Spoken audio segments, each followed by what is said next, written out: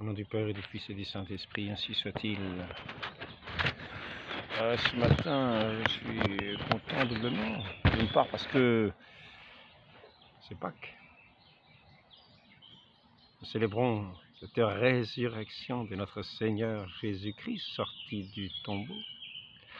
Et aussi parce que ça faisait longtemps qu'il ne m'était pas venu un air d'un cantique avec quelques paroles qui me sont venues en revenant en vélo de la messe ce matin. C'est tous les perdus de la terre cherchent encore le vrai mystère, cherchent encore le mystère, mais il est ressuscité. Il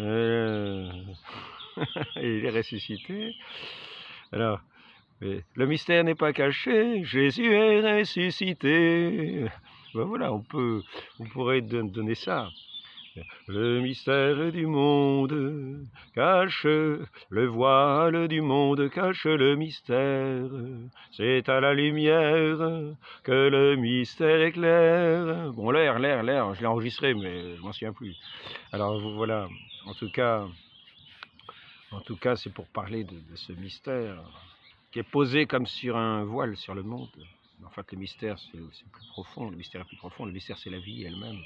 Et c'est cette vie qui est comme un océan, dans lequel nous n'aurons jamais fini d'entrer, de découvrir. C'est un mystère toujours nouveau, le mystère de cette résurrection de notre Seigneur qui nous a ouvert la porte de la vie.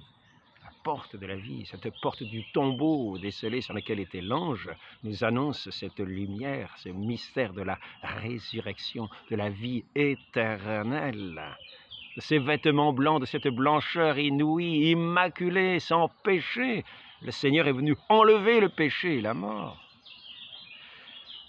Tous les perdus de la terre cherchent encore le mystère. Le mystère n'est pas caché.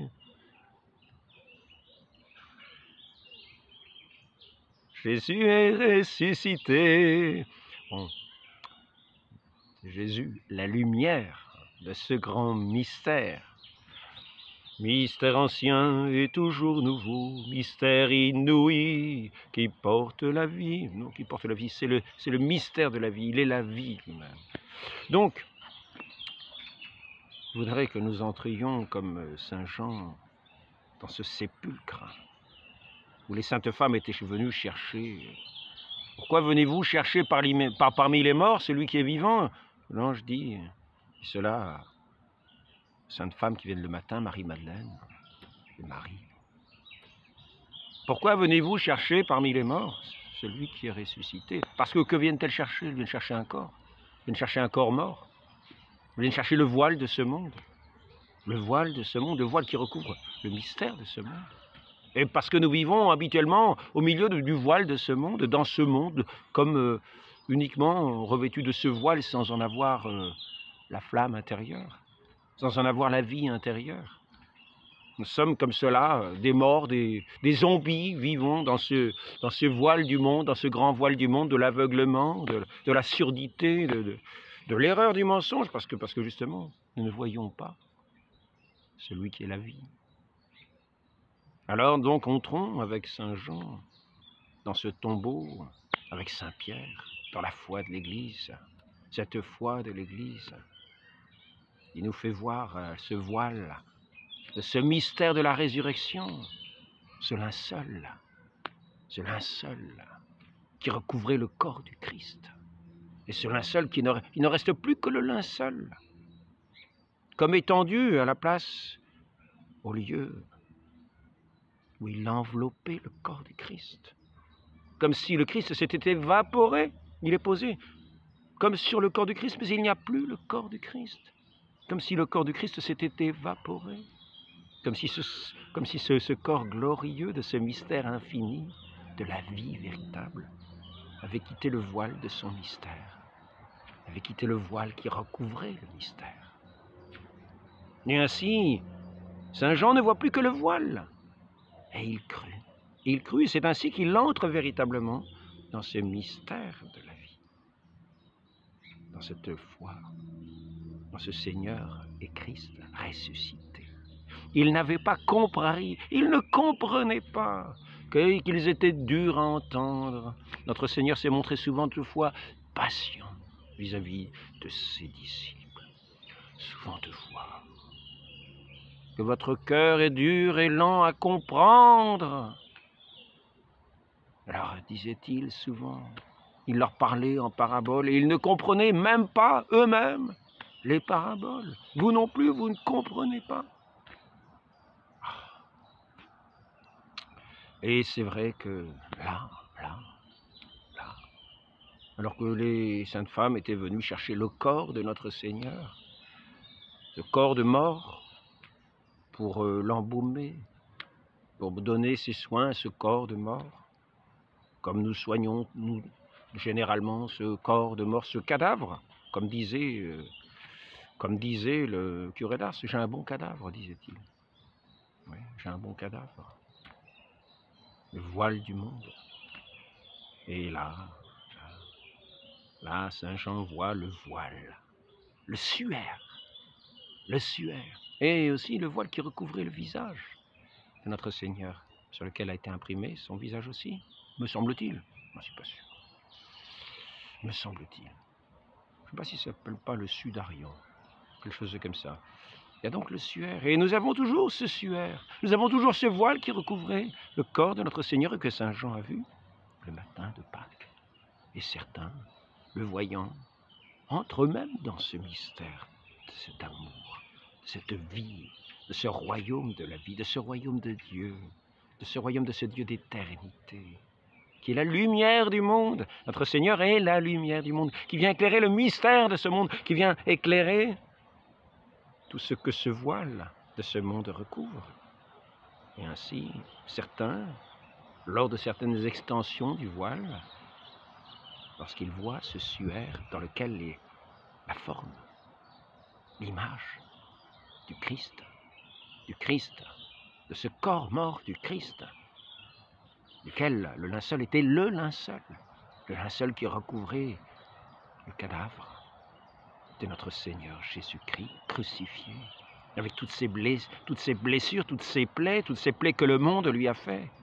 Car le monde, c'est le monde qui se condamne lui-même, le monde de l'incrédulité qui condamne la mort, qui se condamne à mort, qui n'entre pas dans ce mystère, qui n'a pas les yeux de la foi, ses yeux, ce regard de la foi, pour voir celui qui est le vivant, qui est vivant.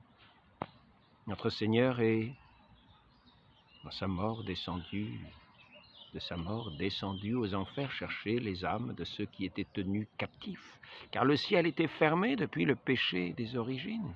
Le ciel était fermé. C'est cet accès à cette gloire de Dieu, à cette lumière de Dieu inaccessible. Ce mystère était inaccessible aux hommes. Et notre Seigneur, en entrant dans ce monde, s'est fait la porte de ce mystère. La porte.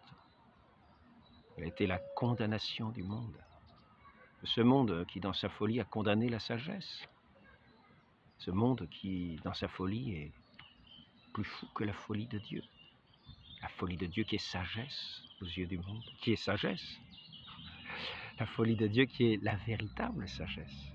La folie que le monde prend pour une folie et qui est la vie elle-même. Et notre Seigneur en est la porte. Il est entré dans notre humanité pour être la porte de l'humanité, la porte de ce royaume à notre humanité. Il nous fait entrer dans ce mouvement, dans ce renoncement, dans cette entrée, dans ce mystère qu'il nous éclaire, et par sa parole, et par ses miracles, et par sa résurrection et par son Esprit Saint, qui est le souffle et la lumière aussi, et qui vient éclairer nos yeux pour voir au-delà du voile de ce monde ce qu'il en est du mystère véritable, à partir duquel ce monde nous invite à entrer comme dans une porte. Nous voyons la création du monde, comme le voile, comme un voile posé sur le monde, comme un suaire posé sur le monde. Et certains passent là, sans entrer du tout ni dans cette lumière, ni dans cet amour, ni dans ce mystère. Il reste là, aux choses, à la surface, à la superficialité du monde, sans même avoir un mouvement d'élan du cœur vers celui qui en est l'éclaircissement, qui en est la lumière, qui donne par ses rayons toute couleur aux choses, toute réalité, toute la profondeur, toute la hauteur, toute la largeur, toute la longueur de ce mystère du monde, notre Dieu. Oui, il voit ce monde. Et puis, il passe au rouleau compresseur de leur pensée toute humaine, de leur pensée toute mondaine. Il reste à tisser le voile du mort, les voiles de mort de ce monde, le linceul de ce monde. Mais ce linceul est bien un simple linceul. C'est lui qui a été posé sur le corps mort de notre Seigneur, qui dans son humanité a pris notre mort, cette mort qui était due au péché, ce rejet de Dieu, cette fermeture à Dieu, ce renoncement à la lumière, cet assombrissement des esprits. Il s'est abaissé jusqu'à demeurer simplement dans la surface des choses. Et là, Saint Jean entre au tombeau, il voit le linge posé sur le corps de notre Seigneur. Les saintes femmes, en entrant, le voir aussi. Ils ont surtout vu les deux anges. C'est ces deux anges qui annonçaient la résurrection. Elles n'ont pas vu le corps, elles ont pensé que quelqu'un avait enlevé le corps, car elles étaient venues chercher ce corps de mort. Ce corps de mort. C'est ce qu'elles étaient venues chercher. C'était là tout le soin qu'elles voulaient porter à ce corps de mort. Pourquoi cherchez-vous parmi les morts celui qui est vivant? Nous ne devons pas chercher, nous ne devons pas simplement faire de nos vies ces œuvres pour chercher la vie dans ce qui est la mort. Tous les perdus de la terre cherchent encore la lumière, mais il est ressuscité. La lumière n'est pas cachée. Donc, les anges ont quand même étonné les saintes femmes. Lorsque Saint Pierre arrive au tombeau, qu'il pénètre en premier dans le tombeau, qu'il voit les choses comme elles sont, que Saint Jean entre à son tour dans le tombeau, qu'il voit. Il voit quoi? Il voit quoi? Il voit le linceul, comme le linceul de Turin que nous voyons encore aujourd'hui, avec tous ces signes de la mort du Christ, comme une empreinte de sa mort, comme une empreinte que c'est bien lui qui a recouvert son corps. Et bien sûr, toutes les épreuves scientifiques, souvent, il y a un regard biaisé. Il y a cet a priori du monde qui refuse la vie, qui reste dans ce voile, comme aveuglé, comme sourd à la vie. Et apparemment, les résultats n'étaient pas, résultats donnés, n'étaient peut-être pas ceux tout à fait qu'ils avaient vraiment trouvés. Les archives sont restées cachées un bon bout de temps. Et de ce que j'ai entendu tout récemment, il y aurait eu même des différences entre les âges trouvés par ce carbone 14. Et même, il n'a pas été tout à fait dans les règles, est-il dit. En tout cas, maintenant que nous avons fait d'autres recherches, le rayon X montre que ce linceul aurait bien 2000 ans en plus. Donc nous ne voyons pas le Christ dans ce linceul, nous voyons son empreinte, nous voyons tous les indices qui nous montrent d'où vient ce linceul, c'est-à-dire la terre d'Orient, avec les pollens, avec tous les éléments que nous pouvons y trouver. Nous voyons l'empreinte de notre Seigneur crucifié. Cette image de ce corps de notre Seigneur mort, mis au tombeau par le monde, par les autorités qui étaient chargées de la sagesse, d'enseigner la sagesse au monde, d'enseigner la vérité au monde. Ces autorités qui ont condamné le Christ, la vie elle-même, qui l'ont fait mettre au tombeau, qui l'ont fait mettre en croix, qui l'ont crucifié, qui l'ont fait crucifier. par leur intelligence, ce qu'ils avaient d'intelligence, ce qui leur servait d'intelligence, servi à mettre la vie au tombeau, à accuser l'innocent, à accuser celui qui était le bienfaiteur, la lumière du monde, le bienfaiteur, le bienfaisant, Dieu lui-même, Dieu fait homme. Et ainsi, notre Dieu ne s'est pas laissé vaincre par la mort. Notre Seigneur est cette lumière divine, ressurgie du tombeau, montée des enfers. Il est allé communiquer cette espérance, ouvrir les portes du salut à tous ceux qui attendaient, toutes ces âmes en attente du salut, leur apporter sa lumière. Elles sont sorties de leur tombeau, ont suivi le Christ jusqu'au ciel de gloire. Et nous-mêmes, suivons-le, entrons dans le tombeau avec Saint Jean, voyons ce linceul, nous voyons ici-bas avec les yeux de la foi. Nous voyons le voile du monde, nous voyons tout le monde, cette matière du monde. Mais faisons ce pas, demandons cette grâce au Saint-Esprit de Dieu de nous éclairer sur toutes choses et d'avoir la véritable lumière.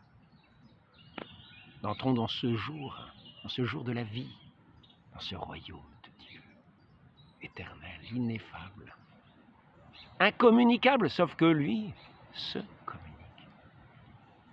Et nous donne la grâce de communiquer. Et ces paroles qui sont comme un voile, comme un voile matériel, sont aussi ce voile qui veulent communiquer par la matière du son.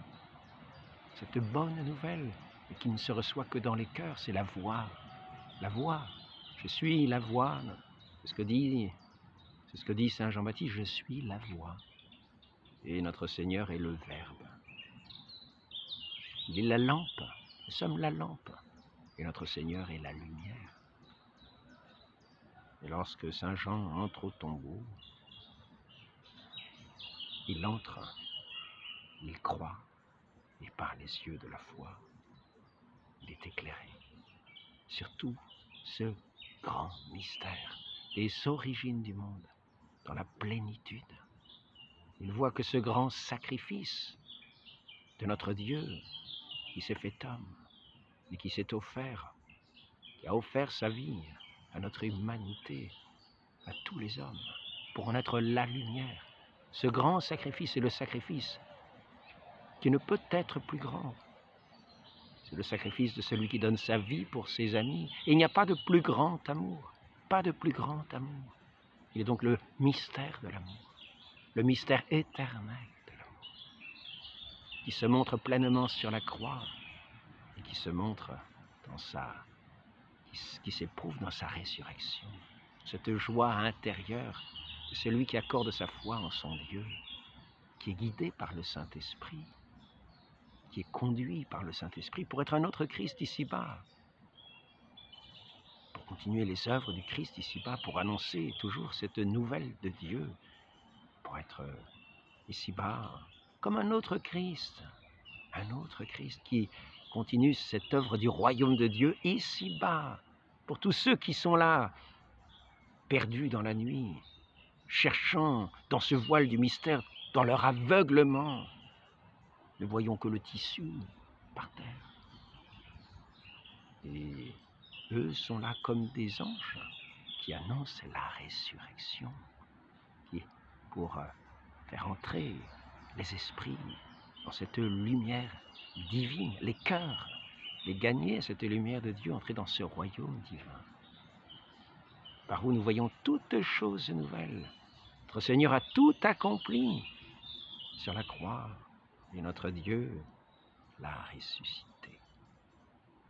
Lui qui avait accompli les œuvres que Dieu seul faisait en lui.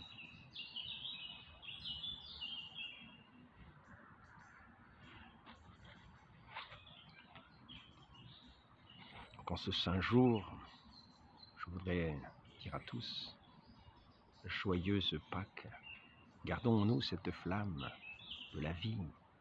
Ne permettons pas que le souffle du monde, le souffle de l'ennemi, le souffle du menteur des origines vienne faire vaciller cette flamme. Gardons-la avec prudence, en suivant notre Seigneur, dans sa vie de charité, dans tous ses commandements de l'amour. Mon commandement, c'est que vous vous aimiez les uns les autres, comme je vous ai aimé. Si on te demande ta tunique, donne aussi ton vêtement. Ne perds pas ta vie éternelle qui t'est donnée dans cette résurrection. Ne perds pas ta vie éternelle pour ce bout de linceul. Sois prudent, sois prudent. Demandons cette grâce à la très sainte Vierge Marie, qui a tissé aussi cette tunique que nous avons toujours, qui porte les marques de sa passion, son sang. Il paraît que ce groupe sanguin, c'est le sang abbé. Sur cette tunique que nous appelons tunique d'Argenteuil, parce qu'elle se trouve à Argenteuil et en ce moment, elle va être exposée, ou elle est déjà exposée. Et des quantités de pèlerins qu'on commence à venir ou vont venir pour vénérer cette sainte relique qu'a portée notre Seigneur. Ce vêtement, cette tunique sans couture, qui maintenant, malheureusement, à la Révolution, un prêtre l'a coupée en 20 morceaux, il paraît, pour la cacher. Il l'a cachée en terre, sans aucune autre précaution, ce qui fait qu'elle a été un petit peu endommagée. Cette sainte tunique de notre Seigneur. Et nous voyons que cette sainte tunique, elle nous avait été confiée à l'époque de Charlemagne, par l'impératrice d'Orient à Charlemagne, vers l'an 700, 800, vers les années 700, peut-être la fin des années 700 et ou 800 à peu près. Donc cela fait 1200 ans que ce vêtement est sur la terre de France, ce vêtement saint, ce vêtement qui est comme cette sainte relique, comme ce vêtement que les apôtres ont vu, ce suaire que les apôtres ont vu au tombeau. Et nous pouvons voir cette relique, cette sainte tunique, Argenteuil. Allons-y, allons-y, j'invite les pèlerins, tous ceux qui ont à cœur de courir, d'être comme les apôtres qui couraient au tombeau, à la parole des saintes femmes qui avaient entendu l'ange dire qu'il était ressuscité, sont venus. Saint Pierre entra le premier, Saint Jean, qui était arrivé en premier, entra à sa suite. Il vit et il crut. Entretenons notre foi. Honorons notre Seigneur. Honorons la passion. Honorons notre Seigneur qui a subi, qui nous a donné sa vie jusque dans cette passion ignominieuse. Nous allons voir ce vêtement plein de son sang. Et le même sang qui est sur le linceul de Turin que Saint Jean a vu, qui est exposé à Turin. Cette sainte relique.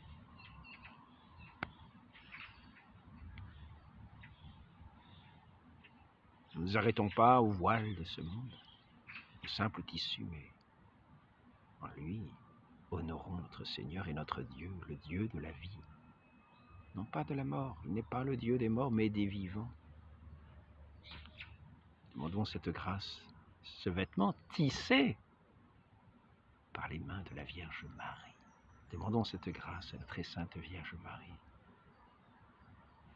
de demeurer dans sa foi, d'honorer son Fils, nous qui sommes ses enfants, et qu'elle a enfanté dans la douleur au pied de la croix. Elle n'a pas enfanté le corps du Christ dans la douleur, mais l'Église, oui, dans la douleur, lorsqu'elle était au pied de la croix et qu'elle voyait son Fils crucifié. Quand elle a dit oui à tout, et au calice que son Fils boirait, ce calice de l'amertume, ce calice de l'abandon, pour nous conduire à cette joie de la résurrection, cette vie éternelle pour laquelle notre Dieu nous a fait, non pas pour nous arrêter au voile de ce monde, voile de ce corps, faire d'une idolâtrie de ces corps, de ces vêtements, de ces voiles. Entrons dans le cœur de notre Dieu, dans le cœur de ce royaume de l'amour, qui s'est donné à voir, qui a révélé son mystère sur cette croix, pour attirer tous nos regards sur ce lieu suprême de l'amour, du don de soi, du don à Dieu. Ainsi soit-il. Ô Marie conçue sans péché, priez pour nous, pour honorer votre Fils à jamais, dans l'éternité et dans la gloire du ciel éternel. Ainsi soit-il pour toute votre Église, pour tous les pécheurs du monde, qu'ils entrent dans ce tombeau et puissent dire « Je crois, ainsi soit-il, au nom du Père et du Fils et du Saint-Esprit, ainsi soit-il. »